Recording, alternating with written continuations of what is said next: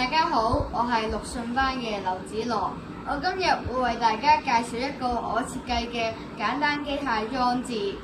我呢個簡單機械裝置嘅設計目的就係因為我喺學校嘅課室入邊，成日都會見到有一啲大型嘅樂器去佔用咗課室嘅空間，咁令到同學喺小息嗰陣時係會冇足夠嘅空間去進行活動，所以咧我就決定去整呢一個簡單機械裝置啦。呢個簡單機械裝置咧個名就叫做大型樂器起重機。我咧就用咗紙皮啦、飲管同埋麻繩去製作嘅。我運用嘅簡單機械原理就係定滑輪啦。我而家就會為大家介紹一下我呢個裝置係點樣去用啦。首先，假設呢一個係個天花板，之後咧我就會將個定滑輪咧係去安裝喺個天花板上邊。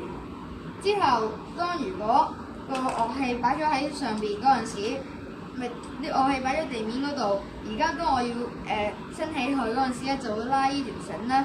然之後咧，個樂器咧就會升咗上邊啦。之後咧，我就會喺課室嘅空間嗰度咧，用啲勾去勾住佢，咁咧就可以保障同學咧上堂嗰陣時咧係唔會受傷。當我攞呢一個發明翻嚟學校嗰陣時咧，老師就同我講，我呢一度咧嘅空間咧可能已經太多，所以咧就會導致呢個定滑輪咧係會成日喐嚟喐去，所以咧我就決定去改良，希望咧我遲啲咧係可以將呢度嘅空間去縮窄，咁咧就可以更加方便用起嚟。多謝大家。